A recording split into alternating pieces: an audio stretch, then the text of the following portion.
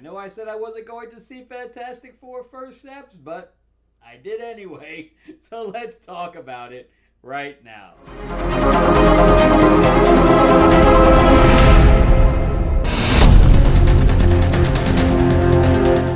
Welcome back to the channel, everyone. Thank you so much for spending time with me as we rant about movies, comic books, and television shows, as well as the occasional board game. I am your host, Frank Zanko, an award-winning screenwriter, novelist, and comic book writer, as well as a filmmaker. So we're going to talk about Fantastic Four, Four Steps, as opposed to the First Steps. And so I'm going to kind of liken this to Aquaman. But the best thing about Aquaman, because anybody who knows me knows that my favorite character in the DC universe is Aquaman. And when Aquaman was cast as Jason Momoa, I was just like, no, no, he is not Aquaman. And he's never going to be Aquaman, even after all this. However, I said I wasn't going to go see that movie, and I did, and I absolutely loved it, despite Jason Momoa. Not because of him, but despite him. And I say that because James Wan was saddled with him because, what's the director? I forgot the director's name at this point, but Snyder. So Zack Snyder, saddled him with him, so he had no choice. Even to the point where Zack Snyder was so stupid that he said, "Oh, I love your tattoos, Jason. That's great." How do you give Aquaman tattoos? You cannot pierce his skin with an RPG, much less, give him tattoos. So, the whole Zack Snyder is just a fucking idiot as far as I'm concerned. So, he was saddled with them, but he did enough research about the world and about Atlantis and everything else, and Black Manta is one of my favorite villains of all time, and he did him perfect. So everything else around Jason Momoa was so comic book accurate that I loved the film, and I kind of liken that here because I can tell that Matt Shakman, who has directed this, tried to do the same thing. But he made some really bad choices here. He just made some bad creative choices. So every time that he went to comic book accurate, he threw me off. And he never stayed on track. So he kept injecting his own shit into it to the point where it did not come out like Aquaman. Because I don't feel like James Wan kept injecting his own personality or his own likes and dislikes into Aquaman. I think that he tried to stay as comic book accurate as possible outside of the main character. So, and I did not feel that here, unfortunately. So, overall, as far as Marvel's concerned, my favorite Marvel characters, I love Cap. Cap is probably one of my favorites as far as Avengers are concerned. As far as X-Men is concerned, Storm is my favorite character. They've never done her right in movies either. And then my favorite team is Fantastic Four. In fact, I've been spending a crap lot of time and money trying to get my Burn run. So this is how much of the Burn run I've now gotten. I have 2 more in my bedroom that I haven't finished reading yet. But this is all the 80s stuff, which is really probably some of the best stuff since Kirby and Stan. Well, I'm going to say Kirby because that was all the Marvel method. So Kirby was doing the whole thing. He was only coming in. Stanley was only coming in afterwards. But I love. In fact, you're going to love the cover of this one. We actually have Hitler on the cover of this one. But I love the addition of Sue Storm. Not that I don't like the Thing, but I think that the She-Hulk really added a new version of the team to the comics. The dynamic was completely changed with her in it. They even have the resurrection of Jean Grey after the Phoenix Saga in the Fantastic Four, which I found very, very strange. but awesome nonetheless. And here was, the creation of I forgot her name. This is Sue, but this is like the dark side of Sue. I forgot what she called herself, but something with an M. This was actually a pretty funny issue too. But anyway, there's a really good stuff in here. Look at that cover for the '80s. That's awesome.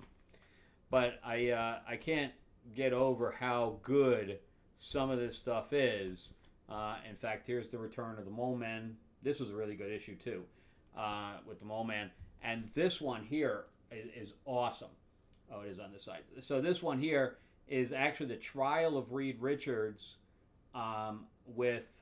He saved Galactus, and he had to go on trial because the Shi'ar and the Skrulls, of course he destroyed the Skrull planet, he had to explain why he did, and there was a whole lot of stuff in there about why he did that, and him exonerating himself in the future. Not himself, he actually had people come in to side with him.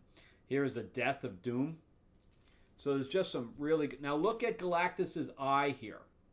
You see anything different? If you've seen the movie, you'll see something completely different here. And if they were going to use a herald, that's the herald, a female herald they should have used, which was Nova, which was the ex-girlfriend of Johnny Storm. There's no reason that they shouldn't have used this character instead if they wanted to use a female. Okay? But notice Galactus's eye is a square. Now, why they didn't do that in the movie, I have no clue. I have no understanding, because it's very easy. If you're CGIing everything, there's no reason why you don't do the square thing there. And look at this.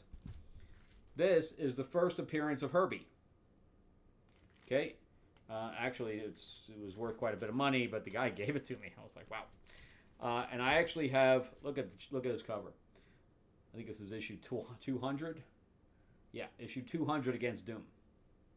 And there's the use of Reed's powers, which they didn't even do in the movie at all. The only thing they did with him was when he's kind of leaping with the powers, and that's it. So, the director did a decent job with his camera angles, his directing of the actors. I thought he did a really good job with all that stuff. And, the guy has a lot of good credits behind him. Of course, he did WandaVision, which is what everybody kind of totes. But he also did The Great, which is a very, very good show. He did Game of Thrones.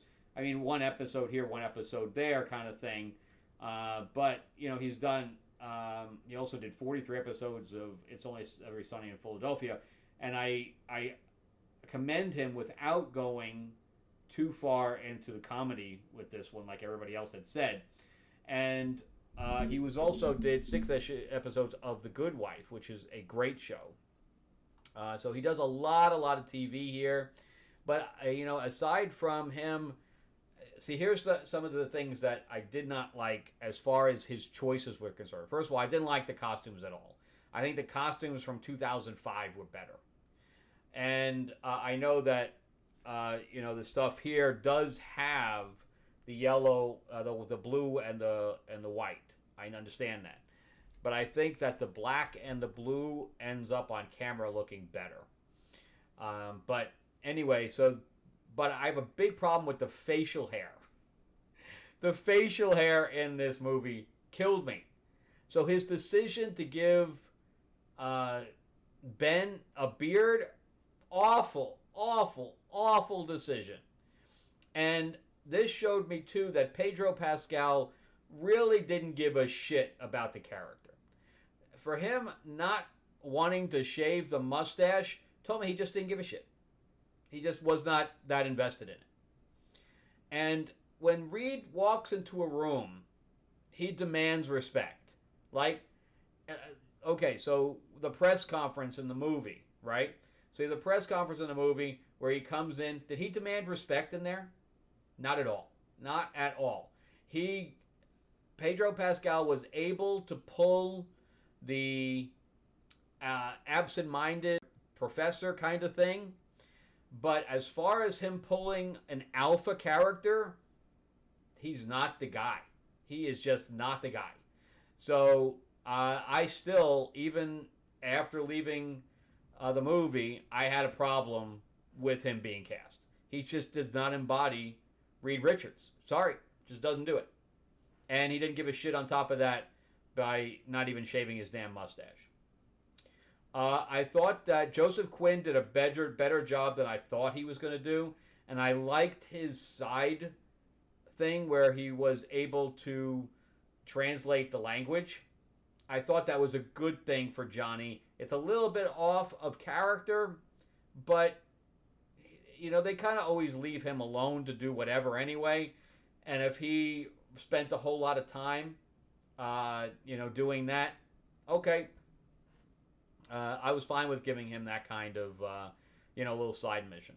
Anyway, before we keep going on, remember to give me a like, give me a subscribe if you can. If you can share this video out there, that'd be great too. And if you want to check out some of the stuff that I've written, I am a writer myself.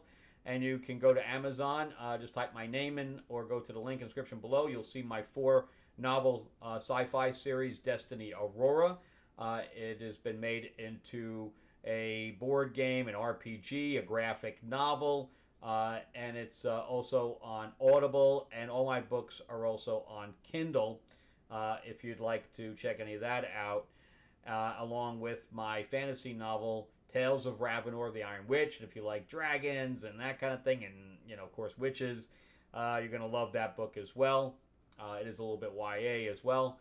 And then we have my new comic, Fairy Tales of Terror. I'm approaching 550 followers. I just got the video today. I'm going to be leaving for Gen Con, however, so I won't be able to launch until I get back.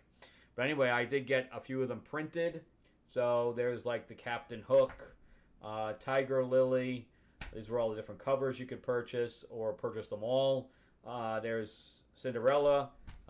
Basically, I have a Psycho Cinderella too. So you're going to love it. They are running around New York, killing people, and it's awesome. Anyway, you can go to the QR code here or the link in the description below and check that out. And definitely sign up for when I launch next week. All right, so let's jump back into Fantastic Four. And with Fantastic Four, so the bottom line on it here is that there are a lot of things I liked about it. So it's kind of like Superman. I liked a lot of things about it, and there's a lot I did not like. I thought that the writing on here had a lot of weak spots. I mean, a lot of weak spots. And the writing was done by Josh Friedman. There's 3 people, but the third person barely did anything. But this person also did Terminator Dark Fate. So, right there. He's not a perfect writer by any sense of the imagination. He did Emerald City, which I absolutely hated. I did not see the Snowpiercer TV show, but he did that. So, there's a lot of stuff that he did that I do not like. And Dark Fate, it is what it is.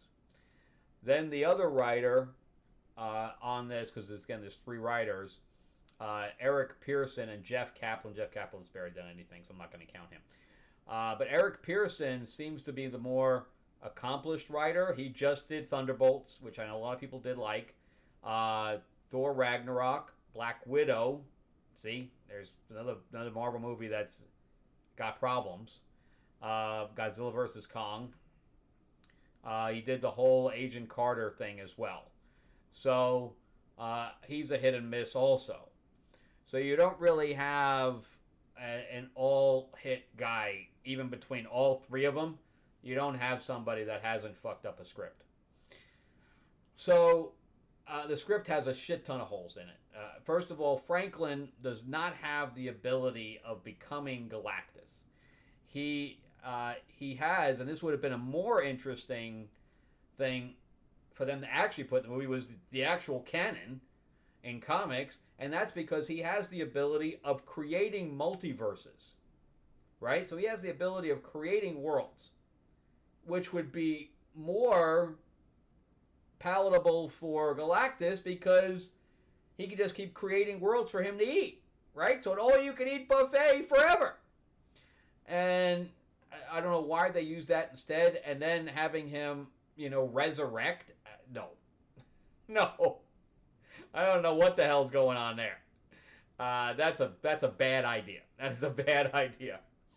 This is the most comic accurate thing we've ever gotten. Like Ben Grimm, this is the most comic accurate Ben Grimm we've ever gotten, and I really appreciate that. The Silver Surfer in the first movie in the Rise of the Silver Surfer in 2005, that scene with Johnny chasing after him through the tunnels and stuff like that, that scene can't be beat. That is a great scene. And I still prefer Chris Evans to Joseph Quinn. I just think that Chris Evans exuded more. I don't know. I don't know how to say it. Confidence. Just Johnny Go Lightly, for lack of a better word, and no pun intended. But he was the more like the character than Joseph Quinn was. But I liked what Joseph Quinn brought to it as well. But still, Chris Evans is still the better of the two. Or closer to the comics anyway. The Silver Surfer, there was zero reason to gender bend this character. Zero reason. And why did they make him white? Why did they make the character white on her own planet? I don't know. I don't understand that. Why did they make her Caucasian? I don't understand that at all. But she basically stole Norrin Radd's origin story as well. So not only did you gender bend, but on top of that, you can't even use Shalabal because it was not Shalabal's origin story they used. They used Norrin Radd's. So it was a bad idea. There was no relationship between her and Johnny anyway. There was nothing there. They also made some errors. So like when Johnny has regular clothes on, those clothes burn up. So the only reason that the suits don't burn up, they kind of explained it in the original one, but he builds the suits out of unstable molecules. That's why they adhere to their powers. And that's why in the first one, she had to get naked to use her powers to be invisible. And even in the Rise of the Silver Surfer, Johnny says, I just bought this as a tux as a rental or something like that. Because he just burns it up. Here, he had totally clothes on, nothing. And then Reed stretches with his suit on that he bought at the store, and the suit stretches with him. What? Like I'm saying, there's so many errors. I was just like, what are you doing, man? How many eyes did this go through that you didn't notice some of this stuff? What is going on? I did like a lot of the space stuff where it got very sci-fi, where they were seeing the planet explode, and then the chase with the Silver Surfer in space. I thought that was good. The birth in space, I was questioning whether the baby could even go into space because in her stomach. Because wouldn't like the gravitational G-force affect the baby? I don't think that you can do that. She even says, you're the first pregnant woman to go into space. Of course, because I think it would kill the baby. The amount of G-force. I have to look that up because in the back of my head I'm going, I don't think this works. I don't think this works at all. If any scientists are out there, you let me know.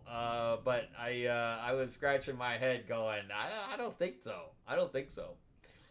And again, there was no reason for her to give birth in space. They could have very easily. And then they said that they were gone for a month. They didn't have any food or anything like that on that ship. They weren't doing anything. That was another mistake. There's so many errors in there. I was like, what? And why didn't they do the ultimate nullifier? Instead, they did the portal thing. And the other thing was that you could say what you want about the 2005. The Dr. Doom in there is horrible. I totally agree with that. But the connection that Norrin Radd has with Sue when she's explaining humanity and all that other stuff, I think that was more powerful back in 2005 than her walking out with the baby. Anybody would have grabbed that baby and ran. They were throwing cans at Superman, but they just stood there and heard her give a speech? No, no way. No way. So I had a problem with that. And I had a problem with how first of all, she was using that much power to push Galactus 10 blocks or however long it was. It seemed pretty far. Even Jessica Alba in 2005, when she was using her power to that degree, she literally had her nose bleed. They didn't even do that in here. So, I don't know. To me, this is just on par with Superman, where this was mid. It was mid. It's not going to go down in history as one of the best Fantastic Four movies. Everybody thinks it's better than anything else that's ever been done. I think there are parts of it that are better than anything that's been done. As far as the whole movie's concerned, I don't agree. So, I kept waiting for them to work as a team, and they never did. The greatest things is when Mr. Fantastic has all this stuff already figured out. Okay, Johnny, you do this thing. Ben, you go do that. Sue, you do that, and I'm jumping up here. And they all converge at the same time, and they all have their different things, but he's got everything planned out. And that never occurred in the whole movie. None of it. That was missing. Even in the first movie with Doctor Doom, where they had to kill Doctor Doom, he had that whole thing planned out. Supernova blocked him in, all that shit. He had all that stuff planned out, even in the first movie. And there was nothing like that in this movie. And again, you can say what you want about the 2005 or the 2004, 2005 stuff, but it felt more Fantastic Four as far as the team than this one did. This one had the family stuff down, but when it came to the battling side, it wasn't. And Hauser as Mole Man, why didn't they give him the costume? Why didn't they give him his mole people? None of that. Instead, they put him in this cheap suit. It looked awful. Just awful. So again, it was every time I was like, maybe this is good. Oh, no, it's not. Oh, maybe no, I don't. And I do prefer Ben like he was in the beginning without the shirt. I did like that. And I like the girl from Leon from Poker Face was in there as the semi-love interest for Ben. I thought that was good. I would have preferred to see Alicia Masters in there, but whatever. It's fine. Anyway, that's it for me. So I think I gave Superman a 6. I think this is going to be the same thing, 5.5, 6. It's just above average for me. I haven't seen a really good superhero movie this year, as far as I'm concerned. Even Thunderbolts, I thought was mid. I think they're all 6s. So I haven't seen a good superhero movie in a long time. Unfortunate. All right. Well, thanks for watching, guys. Let me know what you guys thought. I know a lot of people really liked it, and I know a lot of people didn't. So again, it's very divisive, just like Superman is.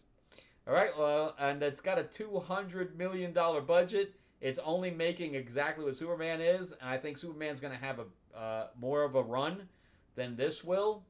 This is playing in a lot of theaters, but you know what? The Jurassic Park theater was still more full than any one of the Fantastic Four movies theaters. Crazy. Anyway, give me that like, give me that thumbs up if you can. If you can subscribe, please do. Share this video out there, and yeah, check out my stuff on Amazon. Type in my name or the link in the description below. And also check out Fairy Tales of Terror. Here's the QR code, or click a link in the description below. Sign up right now so you get notified when it launches next week. It's going to be awesome. All right, have a great week, everybody. If you're going to Gen Con, let me know. Definitely put a comment if you're going to Gen Con, because I'm going to be doing, I don't even have it here, my game. No, I don't have my game anywhere. The one I did with Mark Spears. This is called Myth Lords Classic Monsters. I am going to be demoing that. All right. Talk to you later. All right, bye-bye.